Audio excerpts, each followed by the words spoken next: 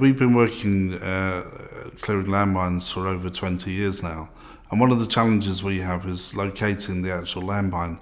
Once we find them, they're relatively easy to destroy, but they're made of plastic, they have a very small amount of metal in them, and when they've been laid for 20, 30, 40 years, they're difficult to locate often.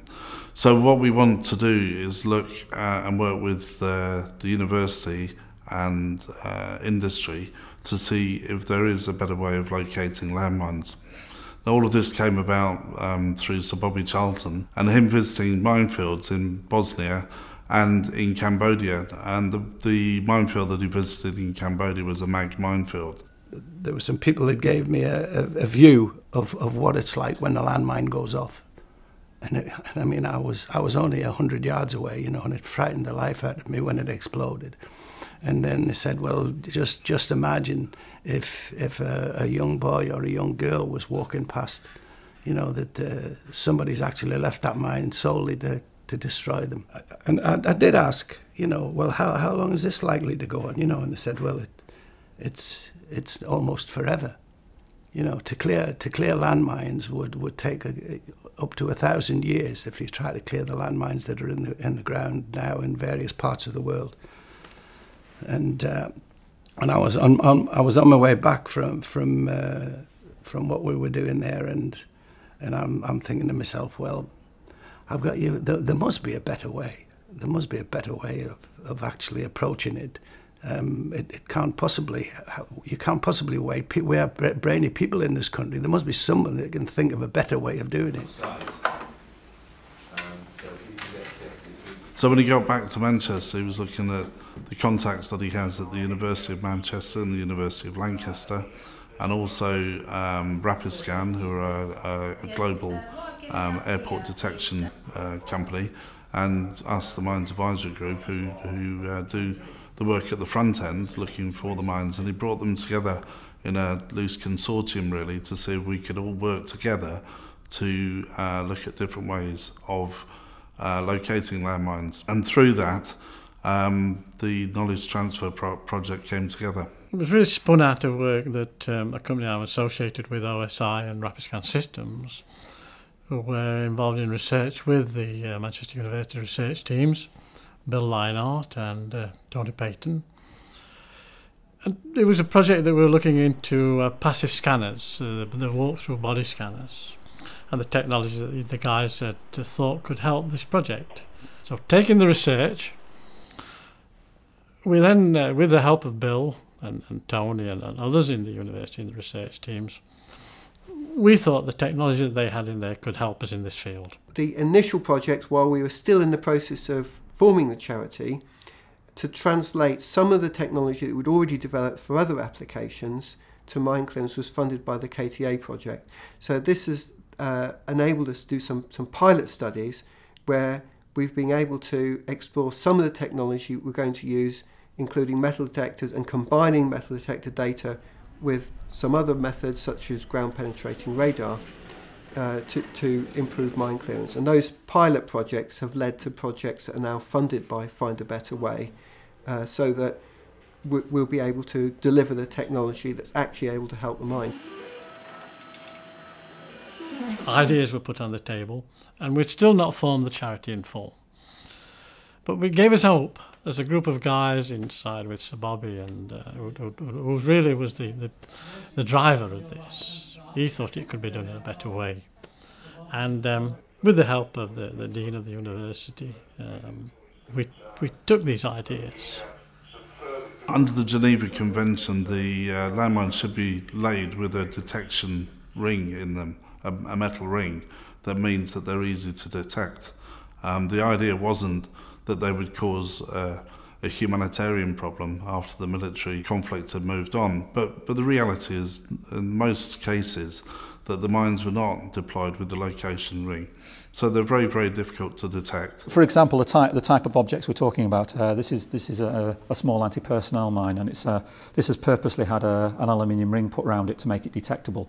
This ring is very detectable. It's quite a significant amount of metal, but it's also very easily removed from the mine itself. And then within the mine, These are components not from this device, but from a Type 72. This is a very low metal mine. There's typically a small amount of metal that's associated with the detonator components. And that's really what you're trying to distinguish from the metal detector, metal characterization side, and you're trying to distinguish those over more routine metal objects which might be found in the field as well. So that's part of the problem, and also the other part of the problem is then to associate those types of metal components with whether they're associated with an explosive charge, which is typically non-conducting dielectric in nature. The University of Manchester has been fantastic.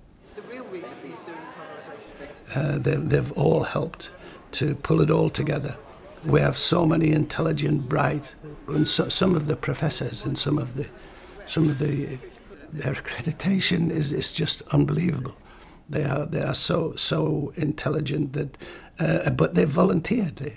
We have somehow or other got together, and we've been able to have the most brainy people in some of the most brainy people in the world.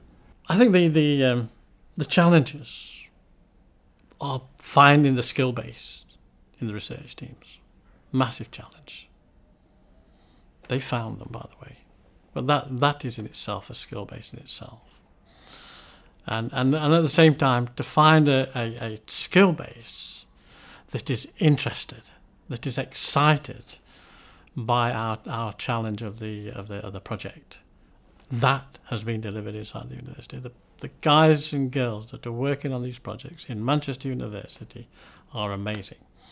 They are absolutely 100% dedicated. You also need the expertise that allows you to process that information properly, which is why when we're involved with an organisation such as the University of Manchester, it enables us to balance the technical expertise along with the expertise from the mathematics department, which enables us to have like a full package of help that's required, rather than just going to one area, getting a particular bit of information, then having to pass it over.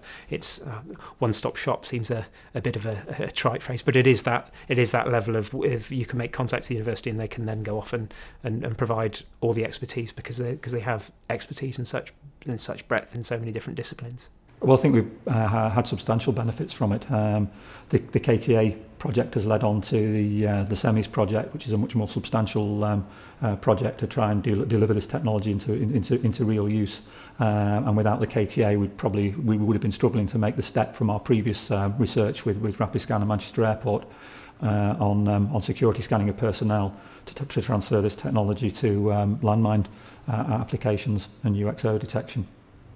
It's been a journey from why isn't there better equipment to why isn't there humanitarian equipment, through to certainly now we've got the backing of Aon and the risk management industry, through to a major UK charity dedicated to researching into developing better detection equipment, and in addition education programs for enabling people to live with the issue of landmines more safely prior to the demining occurring, and also providing medical care for those who have been affected by the problem directly. In terms of where we're going to move Sir Bobby to? We are now in the position where we have worked really hard, and we are in a position where we're actually going to benefit.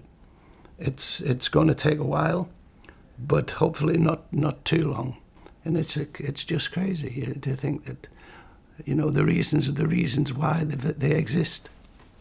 They don't deserve to exist, do they really?